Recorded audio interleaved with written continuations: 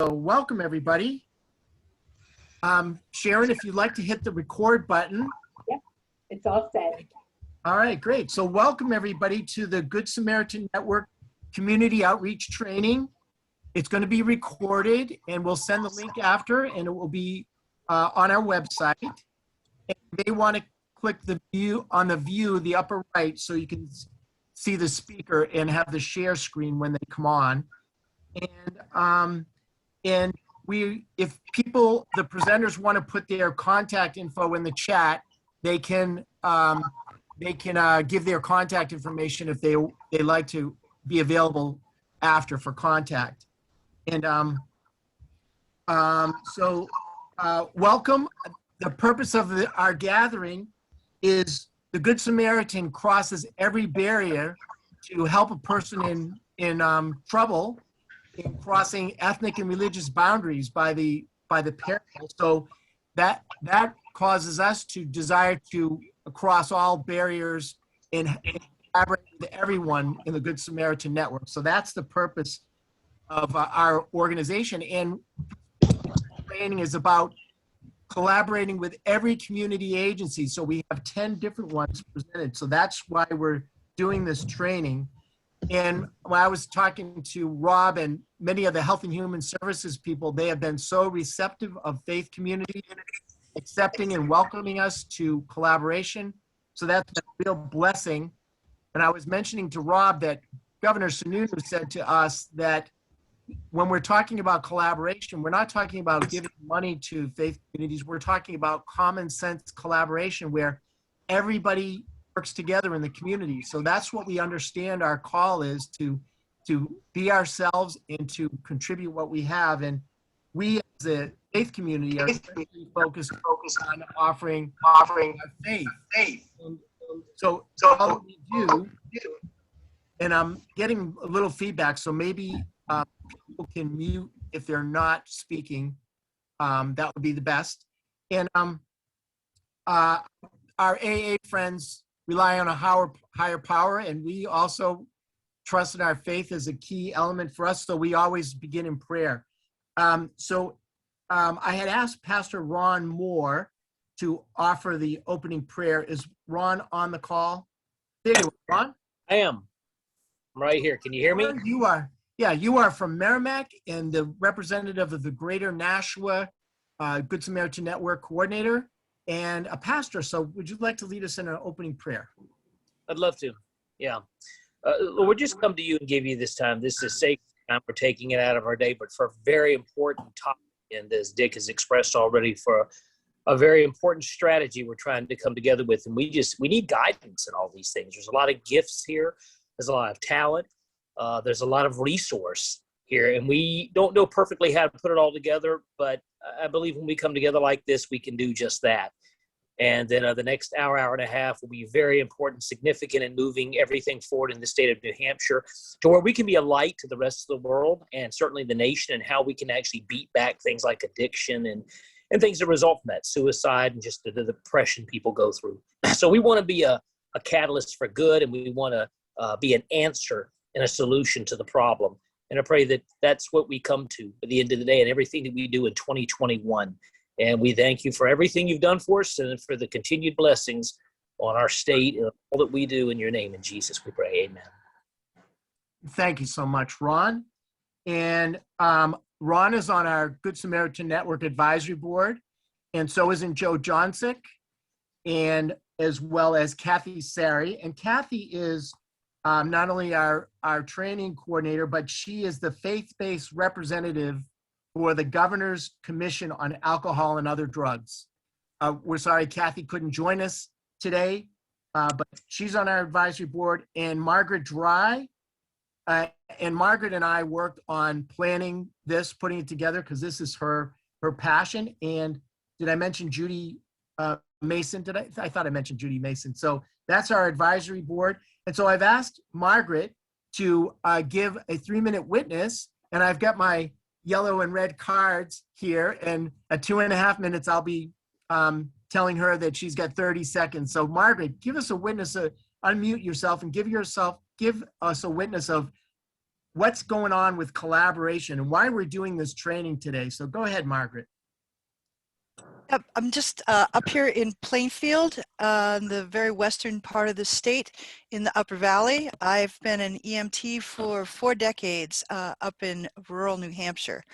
And when the Hub and Spoke New Hampshire Doorways program was beginning and the hubs and spokes were being set up, we found out that Dartmouth Hitchcock Medical Center was going to be the hub in this area. And a lot of us attended a kind of a seminar for all the social service agencies in the area. And the director of the 211 network was there, and the person who was going to be running the Doorways program was there.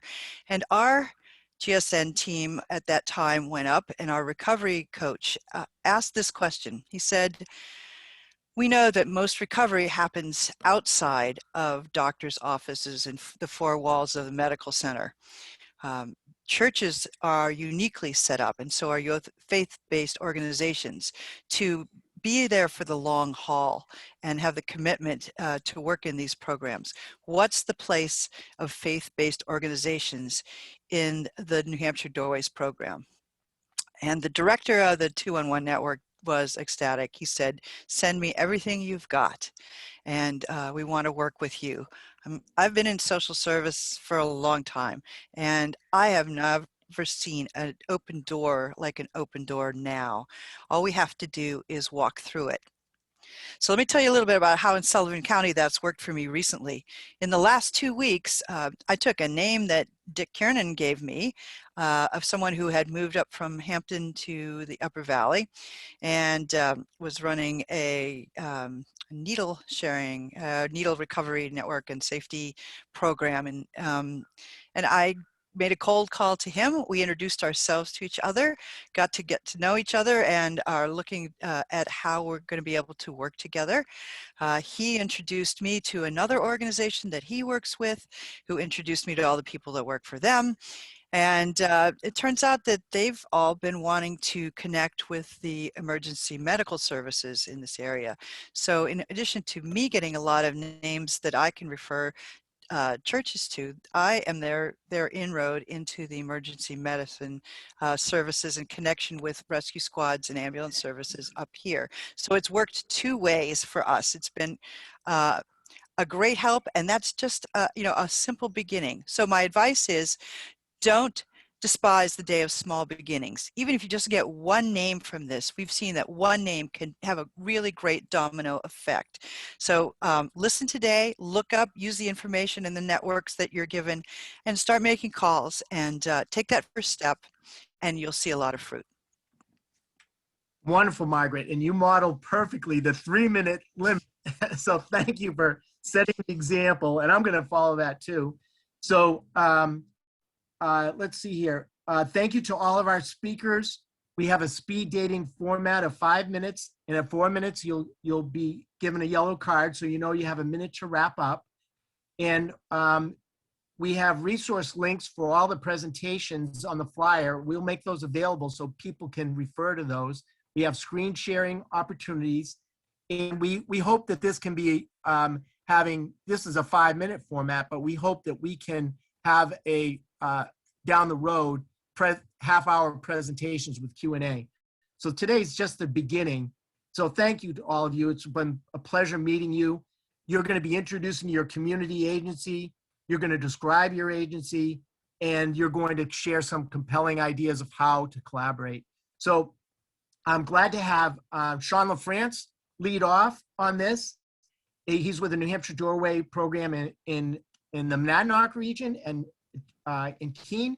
And as we were mentioning in the pre-call that we met along the way and found, we're thrilled to make that connection with the Doorway. So Sean, tell us about collaboration with the New Hampshire Doorway. Sure. So we are one of 10 Doorway programs that were opened by the state of New Hampshire a little over about 2 years ago now. And this is model you heard mentioned about hub and spoke. The concept behind the doorway is it's literally an open door and anybody is welcome to come through.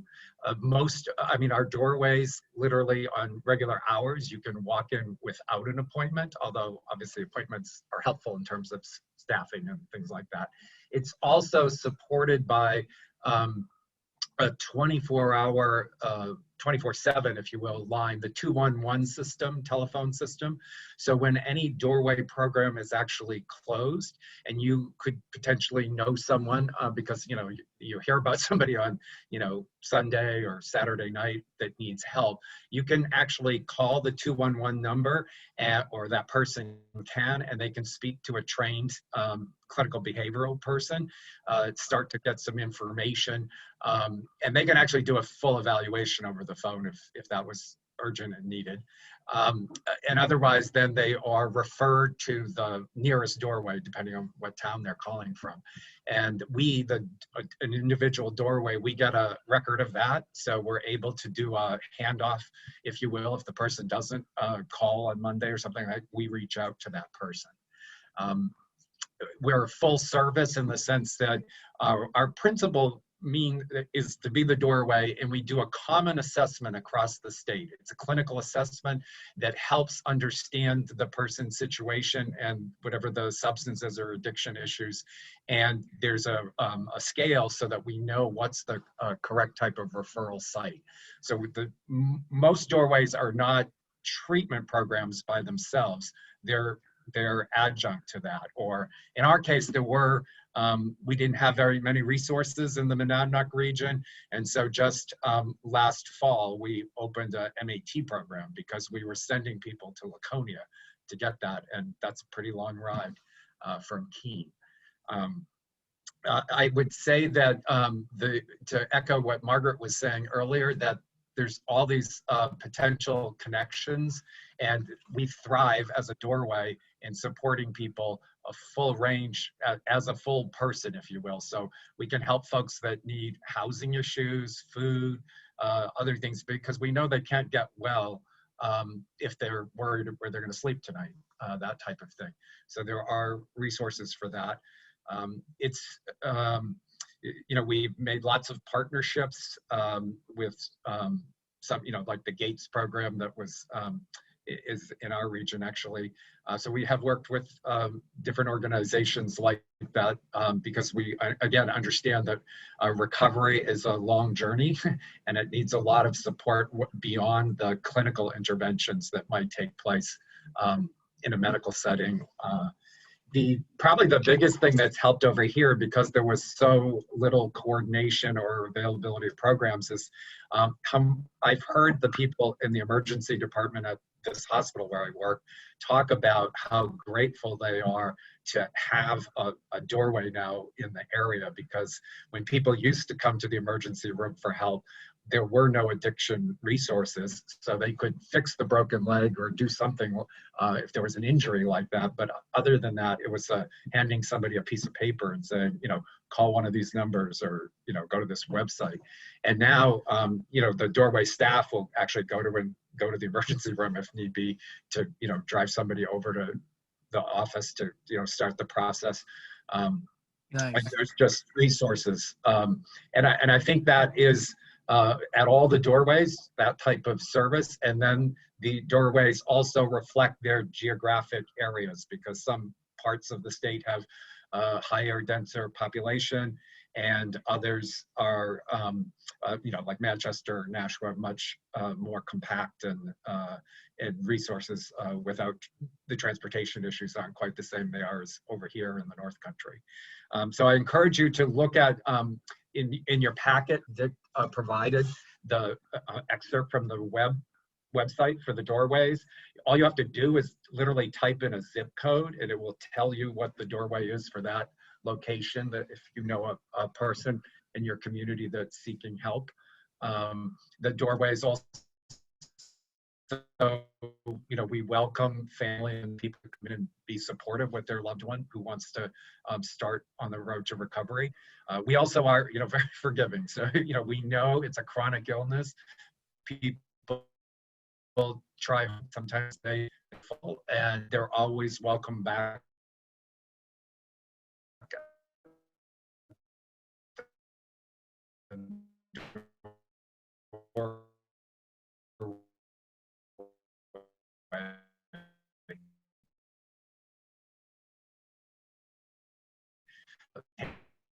Thank you. You all over New Hampshire. Yeah, certainly. Good morning, everybody. I work for the Bureau of Drug and Alcohol Services, so I can't speak for the entirety of DHHS, but I can speak for what our particular section does. Bureau of Drug and Alcohol Services, our goal is really to develop a comprehensive, accessible, diverse, and connected system of prevention, intervention, treatment, and recovery support services across the state. And in particular, we want to create that continuum of care in every region of the state. We work through regional public health networks, and there are 13 of them across the state. And in those regional public health networks, we contract for them to have a continuum of care facilitator and a substance misuse prevention coordinator to work on those programs. An example of a prevention program would be an in-school program to teach resistance and resiliency skills to students so they can better resist the temptation to use alcohol and drugs, because we know that the longer you can keep somebody from starting on alcohol or drugs, the less likely it is they're going to get into problems with it. Example of an intervention program, the Doorway is an intervention program. People can go there, they can get assessed, they can get connected with the services that they need. Treatment programs are for people who need to have concentrated counseling and to learn new life skills and decision skills to keep them from getting in problems with alcohol and drugs going forward.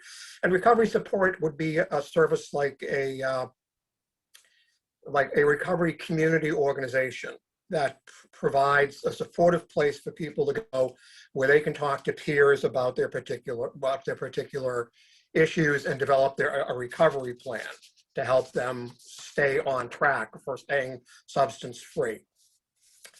Continuum care facilitators, their job is really to bring together regional stakeholders, and that means anybody across the region that has a potential to connect people looking for help with the help that they need. So their job is to be very inclusive. We want them to engage all sectors of the community. And when I say sectors of the community, I'm talking about businesses, I'm talking about government, I'm talking about healthcare providers, I'm talking about interfaith communities, anybody that has the potential to serve as a connection point for somebody seeking help. And the substance misuse prevention coordinator really focuses on the prevention aspect of that and integrating prevention across the community so we can sort of put a stop to the problem in some cases before it even starts. So they work together to really identify and engage people and stakeholders in the community that can help get the message out about the services that are available and how to connect to them. And they're always looking for potential new partners that can be part of that process. Although there isn't a formal statement out of DHHS about engaging with the interfaith community, BDAS is very much invested in having our people reach out to the interfaith community. I don't think we've done it as much as we probably should. And I think that the conversation with Dick and the New Hampshire Council of Churches is moving us more in that direction, because we recognize that you are a potential connection point for somebody who may not connect with the services we offer through any other way. So we want to make sure that you are included in this conversation.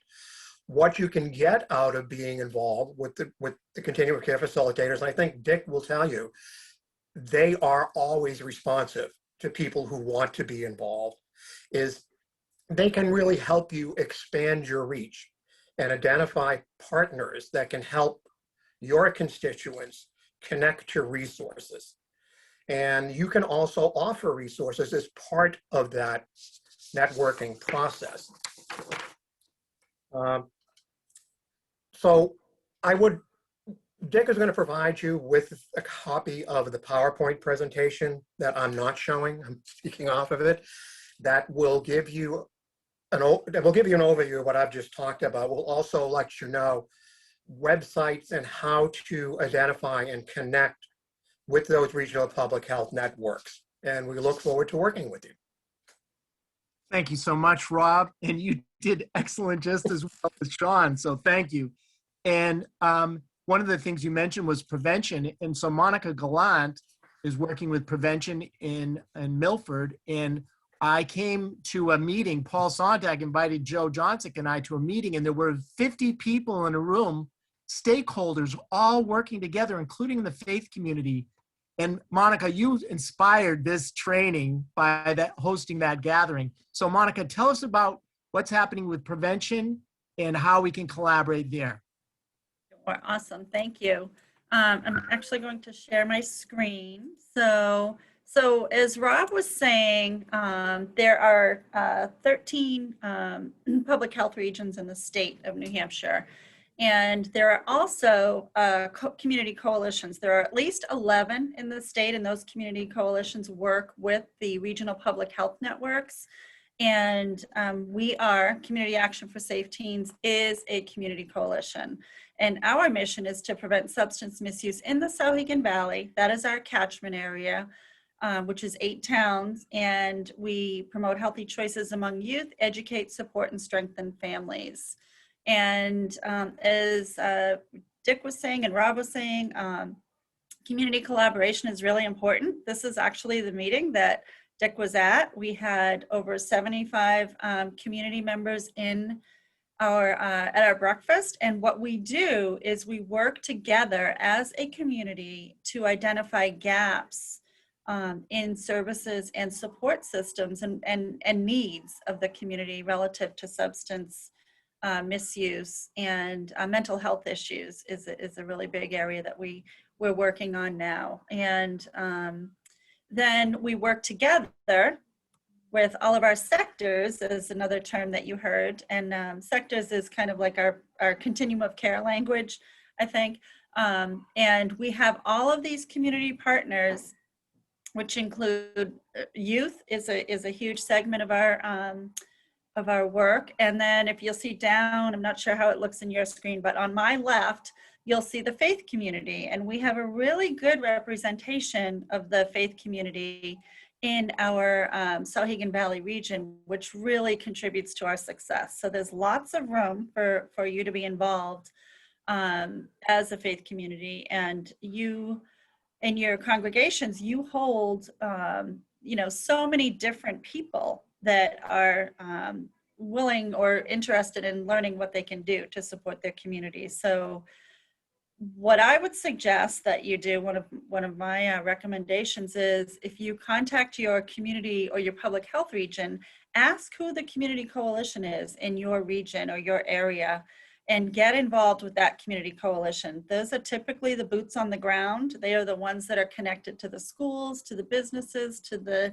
health providers, and everybody's pretty much at the table. So you don't have to try to reinvent the wheel. There's already a lot of work in progress.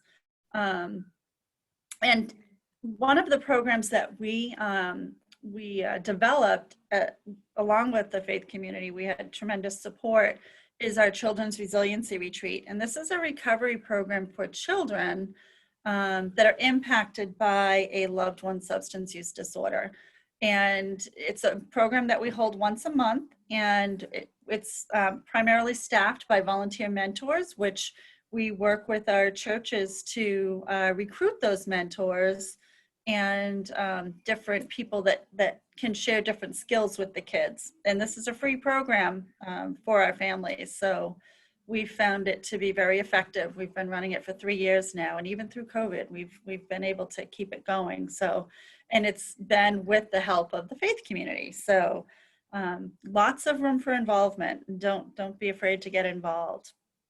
some of the things that we do in conjunction with the faith community, and Paul will speak to this a little bit later, but we've partnered in showing documentaries on things like adverse childhood experiences, or different films around the disease of addiction. So it really creates an awareness in the community and in the congregations. And we always have a call to action. So for example, getting involved with the retreats would be a call to action. Mentoring a child in a different format would be a call to action. So I do have, this is my contact info, and I did also put it in the chat. And feel free to reach out to me with any questions. Thank you. And I think, Thank you, Monica. That was terrific. you're welcome. So I saw Katie Sawyer. Katie, if you can unmute. I went to a Manchester clergy gathering, and you made a presentation there on co-occurring disorders. And we had a great conversation of the collaboration between mental health and faith communities. So I'm thrilled to have you share with us about the mental health centers. Thank you, Dick. So I'm Katie Sawyer, and I'm Director of Integrated Treatment of Co-occurring Disorders at Network for Health and the Mental Health Center of Greater Manchester. I'm a licensed social worker and a master level drug and alcohol counselor, and have been employed at the Mental Health Center for the last 11 years, primarily providing direct clinical services. My current position is more programmatic level and aims to help local agencies increase their services for individuals with co-occurring mental health and substance use, as well as provide education and training specific to this population to a wide range of human service and healthcare agencies. So mental health centers are contracted with the state to serve the most vulnerable of our population, including the uninsured and the underinsured. We serve individuals from ages of 4 years and older who are experiencing chronic mental health or substance use struggles, as well as individuals who are experiencing more transient concern. We offer a range of services, including emergency assessment, outreach, case management, medication services, long and short-term treatment for individuals, groups, and families. The state is split into 10 catchment or service areas, so you've heard different catchments or areas referenced.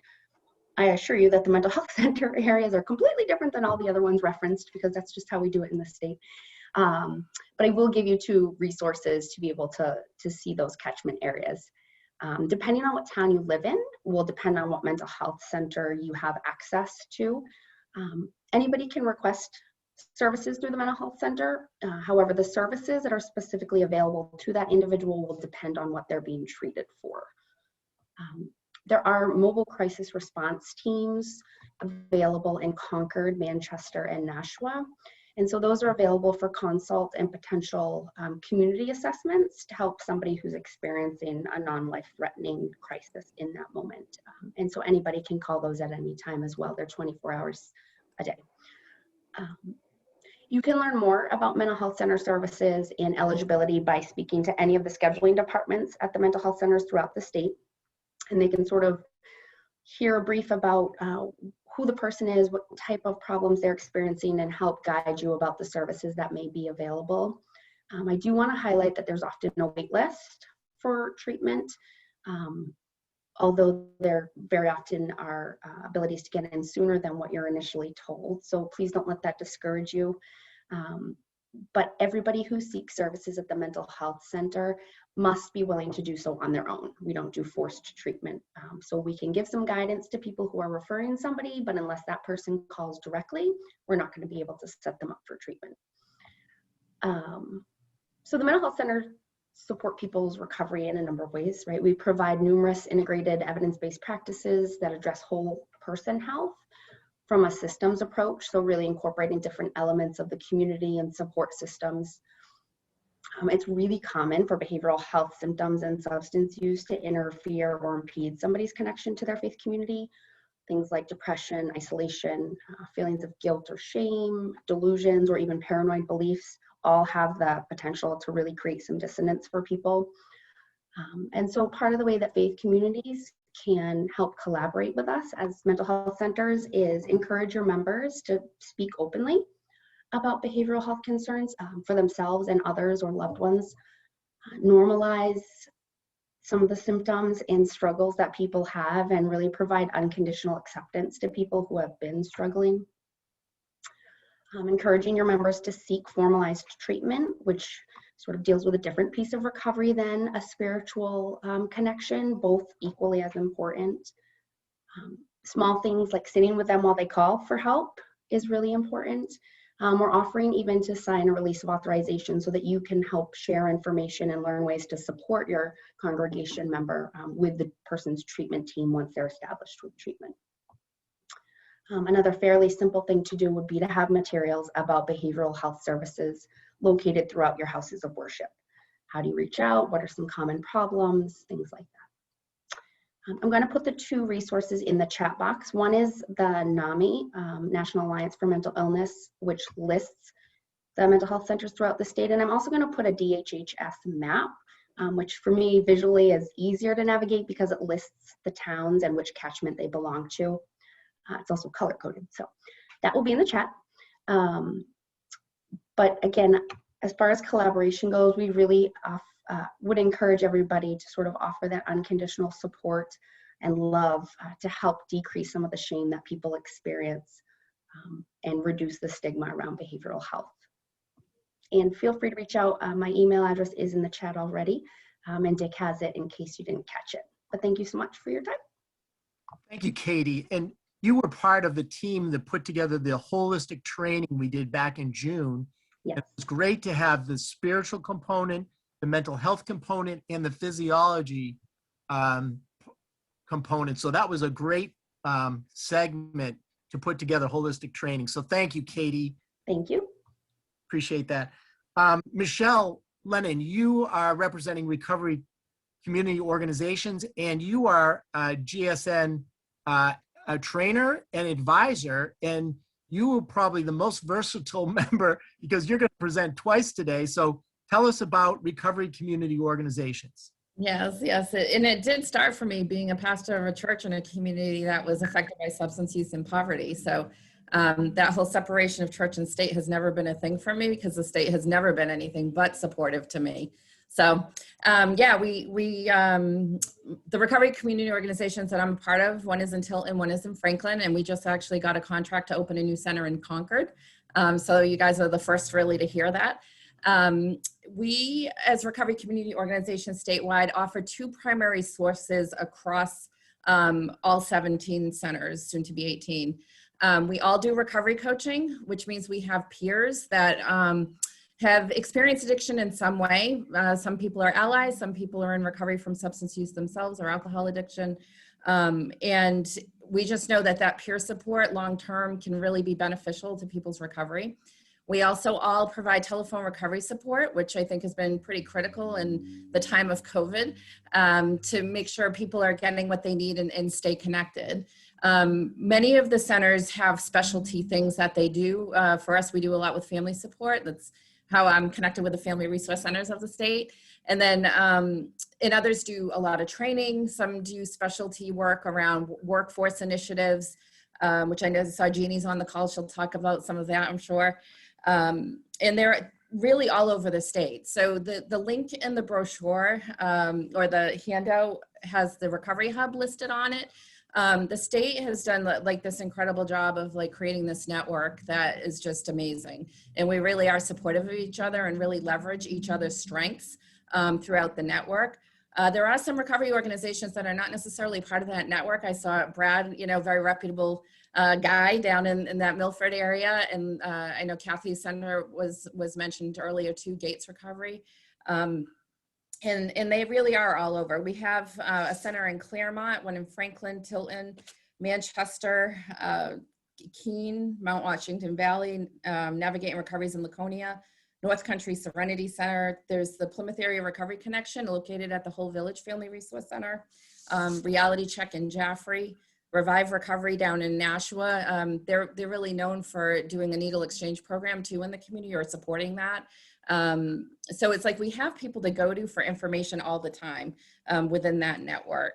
There's SOS in Dover, Rochester, and Hampton, Safe Harbor, Whitehorse Recovery and Center Ossipee, And, I feel like the recovery centers can really be hubs for people to find that information because we work really closely with our mental health organization. In fact, our federally qualified healthcare clinic is running an MAT program here in the Franklin Center today. And we work very closely with the doorways. In fact, every workforce participant that we have gets a referral to the doorway because they also, depending on who they are and what they offer, can offer a lot of resources for things like help finding housing and things like that for people in recovery. Another program that they offer in a number of centers is some parenting classes that are specific for families in recovery.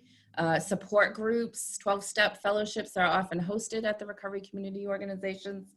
And then there are some specialty programs, like we have an ACERT program that we work with the police departments. So if they show up to a scene where children are involved, they can refer to us so we can help the family get the resources they need. So, is that good, Dick? That's awesome. I'm watching the Thank time. you, Michelle. You covered a lot. That's great. Thank you. So we plan to have a little break between our presentations because the whole purpose of this is to brainstorm ideas of how we can collaborate better. And a few people have to leave for 1 o'clock appointments. I have these 60 to 90 second one idea from our GSN community coordinators or recovery coordinators or community outreach coordinators. So the first one we have is Sean Dutile, who's a pastor. He leads Celebrate Recovery. He has a background, his academic background is in recovery. And so Sean, would you like to give us a brainstorm idea before you have to head out? Yeah, brainstorm idea, Dick, regarding collaboration. Yes, Yeah.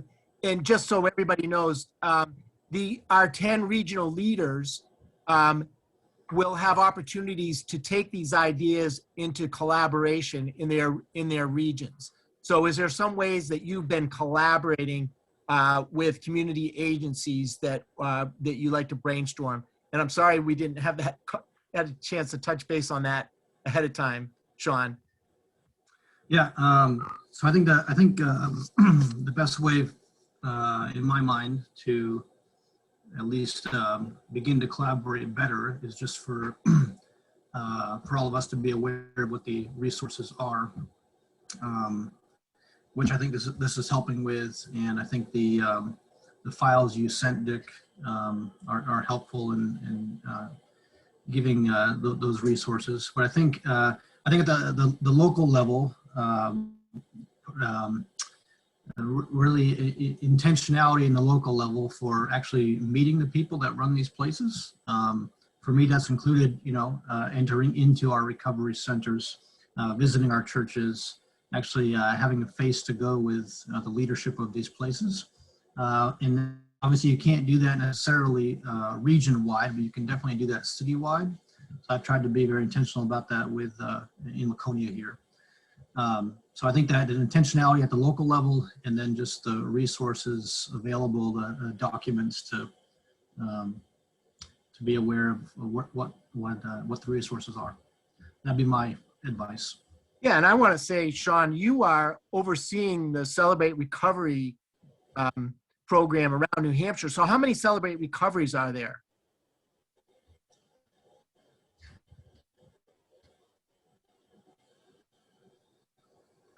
Yeah, I'm the New Hampshire State Rep for Celebrate Recovery, so I helping churches to get Celebrate Recovery 12-step Christ Center recoveries started in their own churches. Okay, so that we have identified 60 recovery ministries, and Celebrate Recovery is a large number of those around the state. So that's what the Good Samaritan Network has on our website. So thank you, Sean. Phil Kwiatkowski, you also have something you have to leave to go to Conway. So I know that you especially are drawn to the workplace, but what do you want to share about collaboration, Sean? I'm sorry, Phil. Quite all right, Dick. So regarding collaboration, I know that there's people on here that are focusing on workforce development. The Lord shared with me a vision to focus in on the demographic of the homeless, those in recovery, those in drug courts, to create a skilled labor force focusing in on the needs of in the state of New Hampshire. For example, nursing, the trades have been hurting badly. Nursing's been hurting for 30, 40 years. DOT's advertising everywhere. And to create this skilled workforce, I came across a woman by the name of Elizabeth Miller with Southern New Hampshire Services, who in 2018 received a $5 million grant from Employment Security and has only had a handful of people go through the program. When I asked her, how much money do you have left? She said, too much. So their problem is that they don't have enough people going through. And, I have her name and phone number and would love for everyone to, whoever they know, is just to network right in with her. Terrific, Phil. And Ron Bodendorf, you are a 93 South region, a pastor, a recovery coaching academy trainer, and we've worked in so many ways. What is your idea of community collaboration based on what we've been hearing? So I always wonder whenever I get on a call with Dick, what hat I'm supposed to be wearing. So,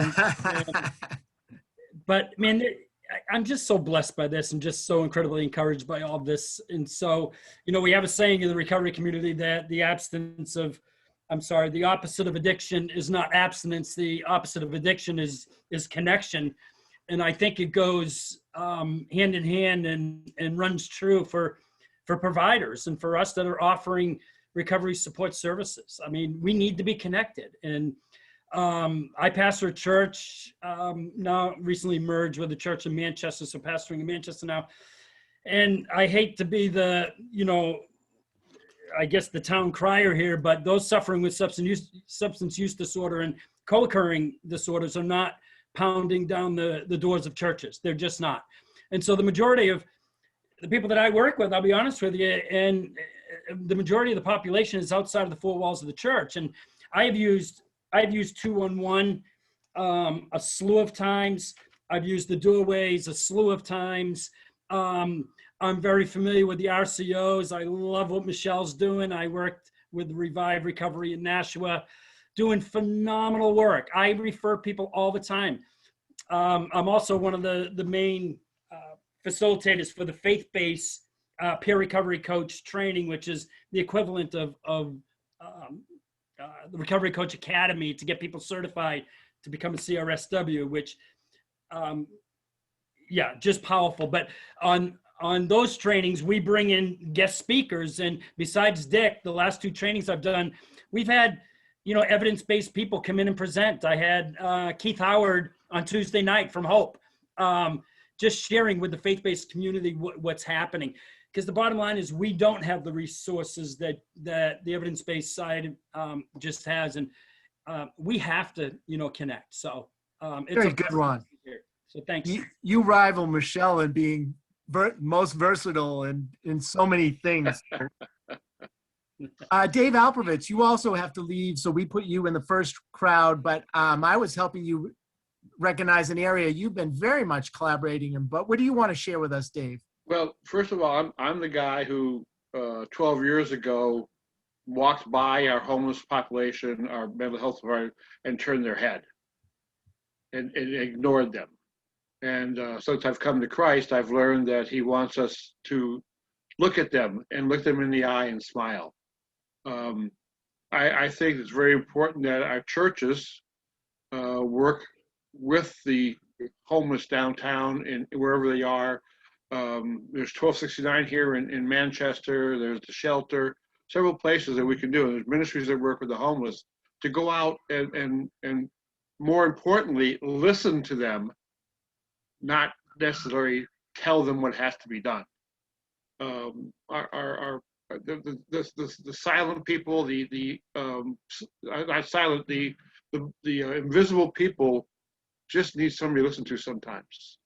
And I really want to push, in at least Manchester here and hopefully everywhere else, that we can go out and listen, and we can guide them to different areas. The presentations today were phenomenal. I really appreciate it, and this is where we're going to be guiding our people to. Thank you. Thank you, Dave. And I found that when someone like you is out there on the front lines and you know your way around, then you can start to bring other people with you and help them wade into it, you know, because it's intimidating to cross some of these barriers. And so I'm excited about your role as Manchester coordinator. It's being taken out of our comfort zones. That's right. Thank you. And there's a miracle going on, you guys. We're on time. So thank you all for you're just doing a terrific job crushing it. So let's go to the second presentations of 5. And our first one in the second round is Jean Venuti and from Recovery Friendly Workplace. I didn't see, Jean, are you on? Yep. Yes. Go ahead, Jean. Hello. Hello, great to see you. Hi, everyone. My name is Jeannie Venuti. I am a recovery friendly advisor with the Governor's Recovery Friendly Workplace Initiative. I'm also a recovery coach and have a background in workforce development. The Recovery Friendly Workplace Initiative is statewide. We currently have over 260 businesses throughout the state. Our businesses are from any sector you can think of, from advanced manufacturing, hospitality, construction. We currently have 2 churches who are participating as well. Any type of business of any size is welcome to join us. Our smallest business at the moment has 1 employee, while our largest has over 14,000. We provide no-cost trainings and resources to our businesses, meeting them where they're at, and help them navigate their vision for their recovery-friendly workplace. We connect them to local programs, public health networks, local recovery centers, and agents and other agencies to help them support their employees or their employees' loved ones who may have a substance use disorder, alcohol use disorder, or mental health issues. Our businesses also connect with one another, sharing policies, success stories, and barriers they've encountered. But I have to say, I wouldn't have said this when I started this job, but at this point, I would say that my most powerful tool right now is starting conversations. When we share stories and talk about substance use disorder, it makes others feel comfortable to share as well. And that's how we're going to break stigma. The faith community has collaborated with us by becoming recovery-friendly workplaces and we've been able to extend our services to not only their congregations, but also their communities. We're extremely fortunate to be able to customize everything that we do according to what the businesses need, and we're able to extend our services to those who need it. One of our participating churches reached out to me because they had received some COVID funds to distribute to members of the Rockingham County community. I connected them to programs within the county, and they were able to disperse the funds to folks who needed it. This is a testament to the fact that each business is unique, but we're able to customize what we do according to their needs, and we're able to partner in a number of different ways. Our partners at SOS Recovery, this is just another quick story about our partners at SOS in Doverhampton and Rochester collaborated with me on a naloxone training. I provided the training, and they were able to provide the naloxone kits free of charge to the business. I received a call probably 8 months later from this company stating that they had had an overdose out in the field, but were able to revive the individual and save their life, get them into treatment. And now they are working towards bringing them back with a return to work policy that they're working on. I also had the pleasure of partnering with the Seacoast Public Health Network around Christmas time. I was able to provide substance use disorder 101 safe language and stigma training to 2 different companies with 30 attendees, one of which was a church. Due to some of the gopher funding that the Public Health Network received, we're able to give each attendee a gift card for gas or groceries, which was amazing. It was helpful around the holidays during this tough financial time, but most importantly, it brought forth so many valuable conversations that continued even after the training was over. Wonderful. What did I do? Wonderful. You did great. Thank you.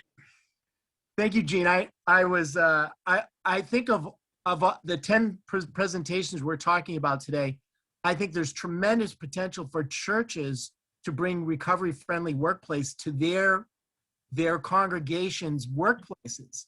Absolutely. So collaboration could greatly impact our state. And so I'm really excited about our partnership. So thank you. Thank you very much. So our next one is Beth I met Beth at a suicide prevention gathering. She works with the Manchester VA, and I've asked her to work on a care of veterans as well as homelessness. So Beth, tell us about what you're doing. Hi, Dick. Like you said, I'm a suicide prevention coordinator at the Manchester VA. And so I'll share a little bit about homeless services at the VA and homeless services in general in the community and try to find how to find them in your local area. So, the VA provides obviously a wide variety of care, specialty medical, primary care. Sorry, I just lost my screen here. We provide mental health services, including outpatient mental health services at the VA and access to inpatient mental health services elsewhere in the region when it's needed. And there's before coming into suicide prevention, I worked on our homeless team for about 6 years. Sorry, must be something outside. Nothing like timing. And so I have to say that when I got to the VA back in 2011, I was like, wow, I hit the social work jackpot because there are so many wonderful things. Like our homeless program has transitional housing. It has homeless outreach. It has something called the HUD-VASH program, which is geared for chronically homeless veterans, that pairs clinical case management from the VA with a HUD-VASH voucher from the local public health authority, which is like a Section 8 housing choice voucher to get folks housed, housing first, so folks can come in even, without sobriety, housing first model to get them established in permanent housing.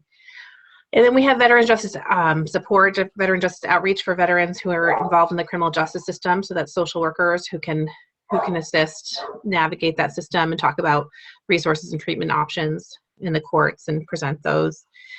And I apologize for all the noise in the background. Don't worry, it'll be okay. And we do have chaplain services at the VA too. So I spoke with I don't know if you've met Chaplain Duncan, Dick, at that event that I met you at, but he wanted to give folks his phone number if people want it, but he wanted to let people know that we have chaplain services that are trained individuals who can help veterans who are in crisis or experiencing addiction and mental health issues.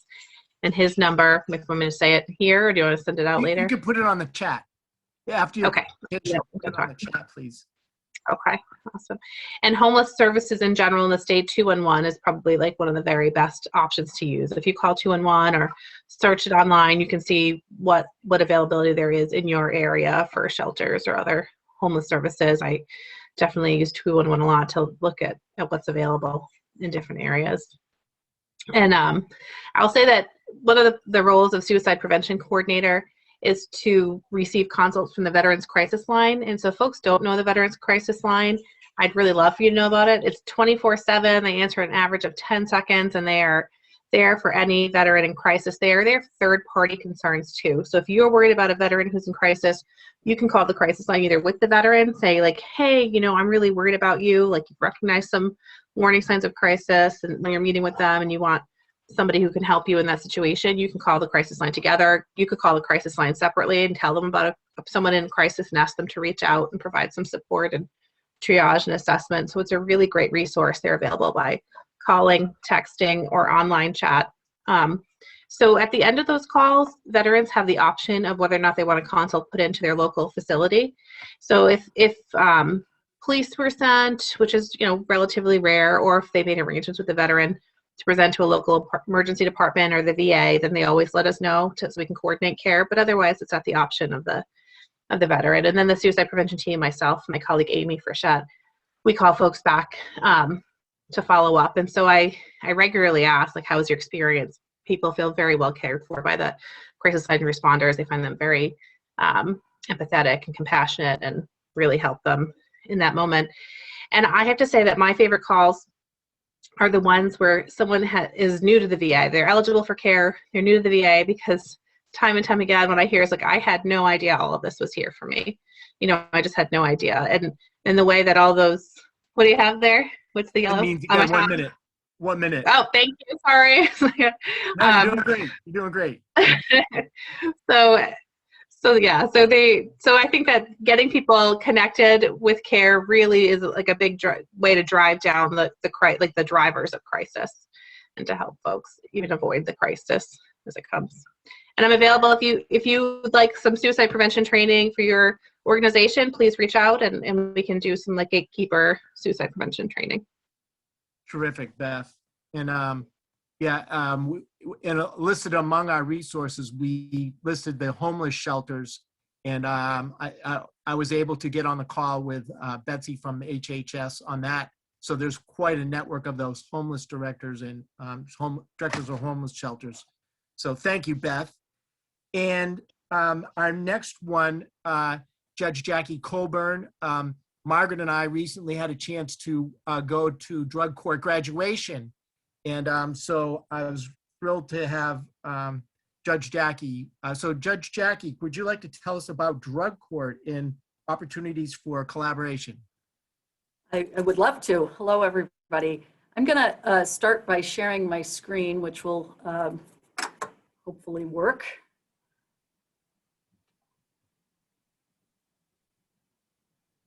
Got it.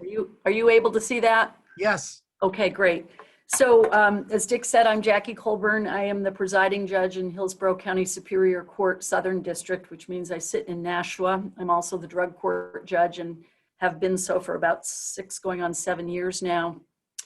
Dick included in the materials the links to some of the information about drug courts around the state.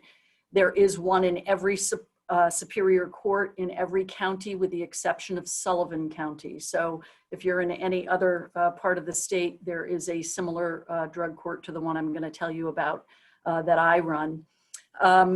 The drug court, we like to say it's where justice and treatment meet because it is focused on substance misuse. And a lot of people don't understand why there's a need for drug courts. And for those who are involved in the criminal justice system, you know that there is this pattern of first offense, second offense, third offense, fourth, fifth, sixth, the revolving door of people who are in the criminal justice system and simply can't get out. And most of it is a product of substance misuse, very often, and or a combination of that and mental health challenges. We know that 80% of offenders abuse drugs and or alcohol. 50% of people who are incarcerated are clinically addicted, meaning something beyond just smoking the occasional marijuana cigarette. 60% of individuals at the time of arrest test positive for illicit drugs often.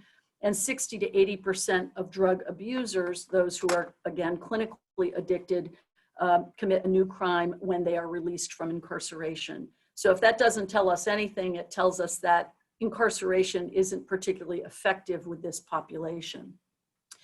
The important thing, I guess I want to convey, one of the important things is that the drug courts are a court supervised program. They're alternative to incarceration, and they are specific to high risk, high need offenders. That means not first time offenders. Traditional methods of criminal justice work generally pretty well with first time and low level offenders. It does not work well with the high risk, high need offenders, meaning people who are very likely to recidivate, they have long criminal histories, and or often need for intense substance misuse services. So the court helps to ensure compliance with treatment. We know that people who are successful in drug courts stay in treatment longer, which is really important to their long-term recovery. We know that drug courts reduce crime as much as 45% more than the sort of traditional methods of justice. And we know drug courts save money. For every dollar that we put into a drug court, we often save in excess of $3 or $4 in some instances in criminal justice costs alone. It's a multidisciplinary approach in every county, and in mine, we partner with the Hillsborough County Attorney's Office, the local public defender office, the New Hampshire Department of Corrections, Probation and Field Services Department. Our provider is Greater Nashua Mental Health, which gives us the opportunity to access not only their substance use disorder treatment, but also their mental health services. We have strong partnerships with local police departments in Hillsborough County. The jail is one of our partners, and Revive Recovery is also one of our partners. If you are a drug court participant, this is what it looks like in summary form. You're in a program that's going to last probably 2 years. You're going to see me on a weekly basis. You're going to go to significant treatment, evidence-based treatment, probably 4 or 5 days a week. You're going to have a case manager, individual therapist, random drug testing, recovery coach. You're going to engage in criminal thinking curriculums. You're going to have a probation officer. And in later phases, you're going to engage in self-help, get back to job or work, and hopefully pay restitution. We operate on a system of sanctions and incentives, meaning when you're doing things right, we incentivize that. We try to do that 4 to 1 in the ratio of sanctions to incentives to sanctions. We provide treatment for sick behavior. We sanction bad behavior. And of course, we try to encourage positive behavior. So something like a sanction could be a community service, increase in community service hours, and something like an incentive could be a gift card for food or clothing. A quick wrap up, because I know Dick's got the red card up. We had a 4-year study done by an independent agency of our 65 graduates. We knew that we had a decrease in substance misuse, a decrease in mental health systems, an increase in housing stability, employment, and education, certainly improvements in well-being, and a decrease in criminal activity. That's it. My normal presentation is about an hour and a half, so I'm happy to talk to folks off this platform at a future time, but you can certainly reach out to me by email as well. We'd like to propose we do that down the road with everybody when we're out of our speed dating. But thank you very much, Jackie. And Michael and I avoided using these back in those days. I'm referring to her husband, who's a friend of mine. Thank you. So we don't have Erin Pettengill. She's from Laconia, but Michelle, you came in to sub for her today because your work as an RCO, you also have a Families Resource Center. So give us that presentation you just put together today. Excuse me, Dick. I just want to say thank you to everyone that came on today for talks. They're very interesting. I do have to leave, unfortunately, but thank you, everyone. Very informative and very good. Thank you. Thank you, Dave. And I know there's a few others like Phil that have to leave and Sean for other appointments, but thank you for joining us. Go ahead, Michelle. Yeah, I was just going to say thank you to the presenters, because I was thinking like Jeannie helped us become, recovery friendly workplace, and Judge Colburn, like, thank you so much because of the work that you've done, and like advocates like Judge Carroll and others, like the recovery coach that is leading our MAT program is a drug court graduate. So astronomical difference in people's lives that you guys are making all over the place. And even our foray as a church into recovery supports began with a Suicide Connect training, gatekeeper training, because we had somebody who did come through our church, through our food pantry, that needed recovery support before that was a thing. And that's where it began, was with a suicide prevention training for our congregation. So I just wanted to throw that out there. As far as my Family Resource Center hat, I do wear different hats in different venues, and I am a member of Family Support New Hampshire, which is the statewide organization for family support services that includes all the different family resource centers and other family support organizations. And like the whole goal of Family Support New Hampshire as a statewide network is to bring together the diverse leadership from existing and newly formed family resource centers and family support programs within New Hampshire under the common vision of establishing a statewide network of family support practice in our state.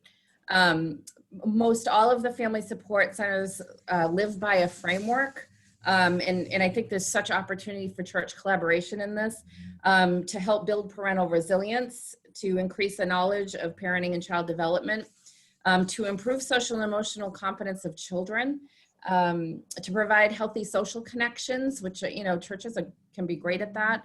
And then providing concrete supports in times of need. And if you think of like food pantries and some of the other programs, community closets and things that are run out of a lot of churches, there's opportunity there for collaboration. Some of the supports that Family Resource Centers and Family Support Services provide is in-home support. There are home visitors throughout the state. A good place to find out what's in your area is through the Children's Trust, New Hampshire Children's Trust, or through Family Support New Hampshire's website. If you go to their website, I don't know if you can see this, but they have like where all the different Family Resource Centers are located. They do so home visiting, parenting programs, various parent education programs. One of the other programs I just want to draw your attention to was the Kinship Navigation Program. This is another statewide thing that's in pretty much all the Family Resource Centers statewide. And we do see a lot of grandparents raising their grandchildren or co-parenting grandchildren and families affected by substance use. And so that's like another resource that could be very helpful, I think, to congregation members. We also do a lot with self-sufficiency in families, promoting that. So there are financial services, things like budgeting, and even we work with 211 on the VITA sites for tax preparation right now. Employment resources, money coaching, fuel assistance, healthcare navigation, recovery support services, the Family Resource Center. Some of them are integrated like we are. TLC out in Claremont is another one that has integrated supports. Gorham also. It depends where you are, what's available. So that, again, like go into the website to figure that out. And there's really no wrong door if you go to a recovery center or a family resource center. Help with food and nutrition, all kinds of referral services, and a lot of trainings as well. So that's family supports statewide in a nutshell. Terrific, Michelle. Thank you for standing in for Erin. And I want to mention these family support groups. I understand that's in transition to a different group. Those are especially for families going through crisis. And we're trying to collaborate with everyone, but we understand Al-Anon is another great resource for families. So thank you. Yeah, past the parenting. Two hats. Yeah, parenting the second time around is another program that is around. It's usually, I think it's an 8-week kind of really intense kind of workshop for grand families, because it is super hard to navigate the resources, especially if legal guardianship is not part of the picture, which very often it isn't, because family members tend to take care of family members a lot of times. And so now in the age of Zoom, it almost doesn't matter which center you tap into, because like I know we have a pasta program starting up in a couple of weeks at out of Tilton, but it doesn't really matter where you are, you know, as far as like getting the statewide resources on kinship navigating. So very good. Thank you. Thank you very much. So one of the places that's receiving a great deal of stress, of course, is first responders. And so I'm thrilled to have Daniel Andrus speak about his former fire chief in Concord and now working in recovery ministry. You might tell us what that is, Daniel. So tell us about what's going on the front lines for first responders. And after your presentation, Margaret is going to speak about rural first responders. So you're urban and she's rural. So go ahead, Dan. Okay, for disclaimer, I've been out of the fire service for 15 months, so I may not know some of the things going on there. I probably didn't know some of those things when I was actually in the fire service. So as a disclaimer, I'm currently the director of substance use disorder treatment projects at the Foundation for Healthy Communities and work with hospitals, which is outstanding. And my life in the fire service began to be changed significantly by the overdose crisis. In 2018, Concord Fire was one of the 6 original grantees for the first initiative. That's first responders initiating recovery, support, and treatment. And jurisdiction did something different with it, but we were primarily all urban areas. And the focal points of the grant were for widespread naloxone distribution, for harm reduction. It was also for education, and also one of the really big things was assuring that people, from the moment they entered the 911 system, entered a caregiving system that was responsive to their needs, stigma-free, patient-centered, and how we hope that all of health can be. So over the course of the last couple of years, Jeff Stewart and Concord did some amazing things in terms of events for families and doing lots of other things, and being in homeless camps and really addressing the problem. But the core of that is to provide companionship and navigation to people so that they can reach the doorway and they can have a warm handoff to treatment and get those people where they need to go.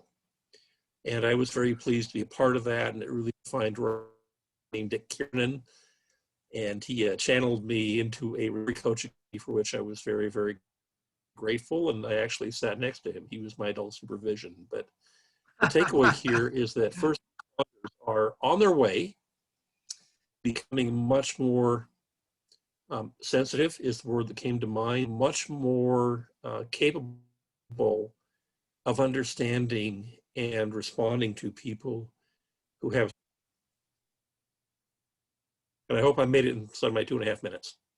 Margaret will be more interesting. Yes, it honestly broke up a little bit there, but I think we got what you were saying right along. So, Margaret, you are a rural first responder. Go ahead and now, Margaret, take it further. Yeah, and my experience is practically the opposite of the urban responder. For 40 years, I have been an EMT, and I've carried my equipment around in my car. We're dispatched at the same time the 911 call dispatches everybody else, the ambulance and police or fire. But we're usually the people that are first on the scene, and we stabilize the patient and or the scene until the ambulance gets there. So we're different in that small towns mostly have volunteer staff that staff man their rescue squads. This also means that there's maybe a station where we might have an ambulance or a truck, but we don't have a manned station. So we can't operate any of the programs that larger urban areas can do, like safe stations. There's nobody at our station. We also often have to respond, before the police and fire can get there. And we've noticed that over the last few years, it's just gotten a lot more dangerous in a lot of cases. There, you want police protection before you enter a scene. The methamphetamine wave that might be coming is a concern to rural first responders, especially in areas that don't have police coverage 24/7. The other thing is that we also know our patients well. We've all grown up with most of the families whose houses we go to, unless it's somebody coming through, just driving through on Route 12A that has an automobile accident. For the most part, I'm going to see this family, this patient, their relatives, again and again and again. So we treat the family, not just the patient. And because we don't have an ambulance, we're closing the doors, sending the patient on the way, but we're still around to deal with the aftermath. And that could be parents who are just grieving what's happening, cleaning up needles, blood, vomit, everything that goes with an emergency scene, taking care of pets, making phone calls, turning off the dinner that's on the stove, turning off the lights and locking the door.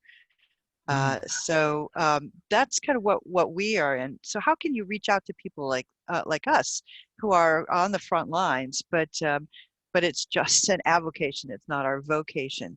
You got to do it by town, and it's because that's the way we're set up. Although everybody in the state sends their license application to the same place, that's about the only thing we do in the same place. And so contact individuals who might be involved in EMS, or contact the town to see how you might get in touch. And what can help is we appreciate having resources to offer the families when we're doing these discussions after the emergency is over. deeper. And the more that we can offer people, the better it is. So if you've got some good ideas, let somebody know. And then finally, we're the people that 24/7 are getting up in the middle of the night all day long, dropping things, going out in all kinds of weather to help people with their emergencies. And really just acknowledging that and that we are frontline people in this goes a long way to helping people stay in the game and stay connected and staying helping people. Thanks. Thank you, Margaret. And thank you, everybody. We are still on time. Thank the Lord. So on our final brainstorms of what are we doing with all that we've heard today in practical ways, and I want to skip right to Henry Lingley, because Henry, you hosted a gathering in the North Country for first responders. I think you had a couple fire chiefs, a police commissioner, a police chief, and you had a chance to have your team listen to what's happening on the front lines. And I thought that was a great idea of listening and saying, how can we help you? But go ahead, Henry, and share whatever your idea that you want to share with us. But I just wanted to applaud you for being ahead of the game on that one. Well, as Ron Bodendorf already mentioned, people that need recovery aren't exactly beating down the doors of our churches. And there are a lot of reasons for that. It's going to involve a culture change in churches to move toward a better situation there. And the two things that I see that we can do right now is the church is primarily outsourced recovery ministry, so we can focus on that and let people know of the resources that are available. And what I don't see in churches is really resistance. It's more ignorance. Don't know what to do.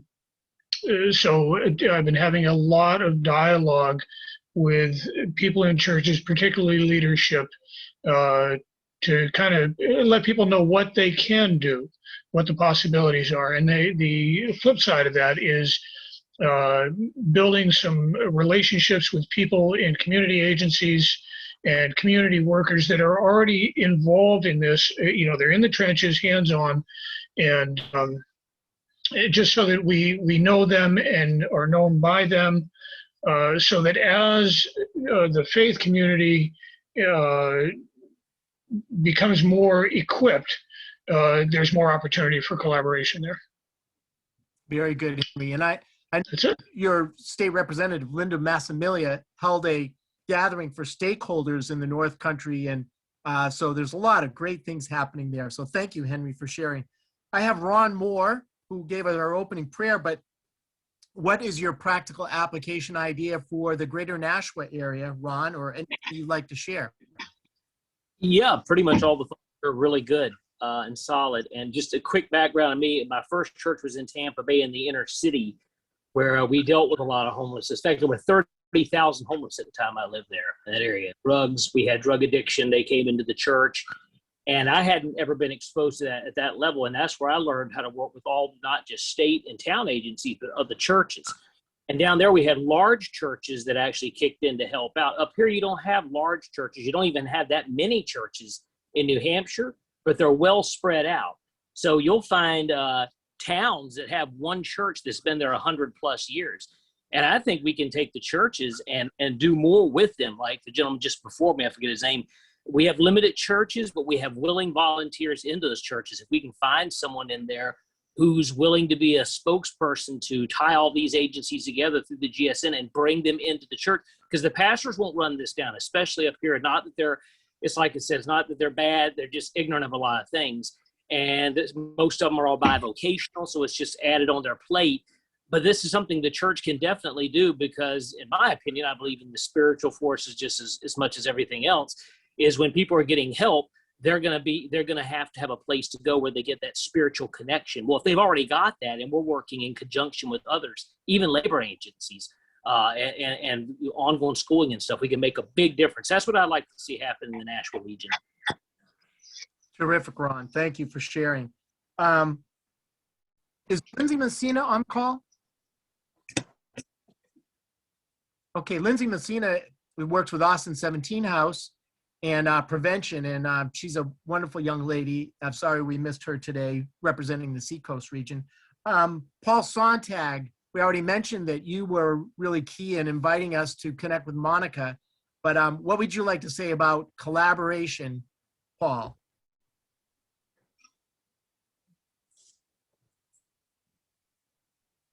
Paul, you're on mute. He's never done this before. I always have to have Bradford and Monica tell me to unmute myself, so most people don't like to hear me unmuted, but that's okay. So yeah, we've done something different in the Milford Sauhegan Valley area, and so I could just say that the churches there, we've organized them under a banner called the Sauhegan Valley. I don't know if you can see this or not. Sauhegan Valley Outreach Team, and so that this organization of Christian leaders, they are delegates from their local churches. Just like pastors don't really have the time to do this, but the delegates do, and they come and we organize together, and then we bring our unity and our resources in people primarily, because faith people have the ability to provide a safe place and a safe place and a safe person, and that's really what the resource of the faith community is. But what we decided to do was, instead of having solely standby ministries, we kind of decided to go into the community. Can you folks see this that I'm holding up in front of me or not? Can you see this? Yeah, so a little higher. Okay, this is all our community partners. And so this is how we advertise ourselves, is that we don't go out and necessarily have to stand alone as the faith community, that we've actually developed community partners. And so we go and integrate and go into the fabric of the community and so serve in that particular way. And so if you were going to see the faith community in the Sauhegan Valley, you'd see it spread among a lot of agencies that not necessarily belong to, or would you call them faith-based? Although we do have, Bradford's right in front of me right now, so I can see him. And so he's with the Recovery Center, and so we do have those ones that stand alone, but more than anything else, our influence is to come alongside and serve the agencies that are already there. My admonition or my suggestion or main point would be is that you would find a coalition coordinator in your community and find that person that could connect you with all of the other services. We were wonderfully blessed we had Monica, who's already shared today, and she is the prevention director of CAS, Community Actions for Safe Teens. But more than that, that office in Monica connects with all of the other agencies. And Yes. So we've been really blessed by having that particular resource in our community. And so I really suggest that the community, faith community, would connect in that way. And you'll find you'll really influence the community, and you will have resilient communities in which to live. Thank you, Paul. And that is a really key point when from the beginning with Rob and Health and Human Services. Their job is to connect all of these agencies, discover them and connect with them. So finding someone like Monica and the HHS people is a gold mine of connections. So that's the great point to end on. So thank you all for sharing those ideas. And like I said, we proposed the idea of, weren't these presentations excellent? And wouldn't you like to have heard every one of them a half-an-hour presentation with Q&A after? So maybe, that's a proposed idea down the road. So thanks everybody for taking your time to share your ideas. It came out better than I had dreamed. So thank you all for doing that. We recorded this presentation, so it's going to be put online. We'll send you a link for all the people that we have your emails. If you want to, on the chat, put your emails in there. I hope we can figure out how to get that together. I asked Margaret to make a closing comment. Margaret worked with me. We collaborated on brainstorming this whole thing. So Margaret, do you have a final thought you want to share with us? Yes, I do, actually. the resources that you're given, the flyer and all the things that Dick has sent around are wonderful. And I'm just going to encourage you to use the list to contact somebody, anybody, even if they're not in your area. I'll bet they know somebody in yours, and use that name to start a whole domino effect of collaboration in your community. Very good. Well, that's it. But the only thing we have left is Judy Mason. Now, Judy on third Thursdays at 7 o'clock has the regional prayer coordinators join her and pray for our 10 teams, and also pray for anything that we're hearing that needs prayer. And, everything we do is we're trusting in the Lord. And so that's a really key element. So I asked Judy to, you could say a final thought and close us in prayer, Judy. And again, thanks, everybody. Well, I guess the only final comment I have I had no idea there were so many different agencies. So now you're on my prayer list. You're not going to be off. So the other thing is, I live in Hooksett, and I was really excited to know that there might be a drug court in Hooksett. So I need to connect with those people and other areas. And I love the idea of Paul Sontag's idea of find someone that wants to be a community collaborator and wants to organize that. I think that's a fabulous idea, because there are people out there, small or large towns, that want to connect and find out what the resources are. So I guess that's my final comment. I want to thank everybody for being online.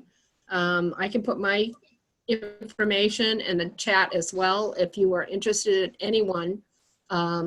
We've had people call from addictions to be on a Thursday night prayer call. We've had families that needed a immediate prayer of some type and didn't know where to call. So on the Good Samaritan Network, there's a link there with an email that comes directly to me if you need someone prayed for right away. So I can put that on there as well. So I just want to pray for all of you. Is that the goal, Dick? Okay. Yes, closing prayer. Yes. Okay, so Father God, we just thank you for this time together, that you've opened this opportunity for us to be together and connect. We know you have far much more to do, and we pray you'll open every door that tries to remain shut, but only you can do that, Father. So we thank you for collaboration. I just want to pray, my biggest prayer today was that God will bring and close in the gaps between the faith-based and the communities. So Father, I just pray that you will close the gaps in, you'll make us closer and stronger. We want that for New Hampshire and for America, that all the communities will bring closer together communication with faith-based communities.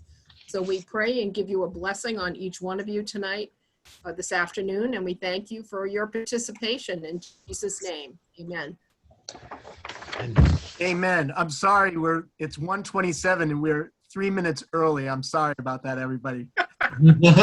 That's the first time, Dan. That's the first time, Dick, you've ever been early. Thank you, guys. Thanks so much. Bye-bye. Of course you are. Oh, and thank you, Sharon, for being behind the scenes, taking care of things. And we can stop the recording now if you haven't already.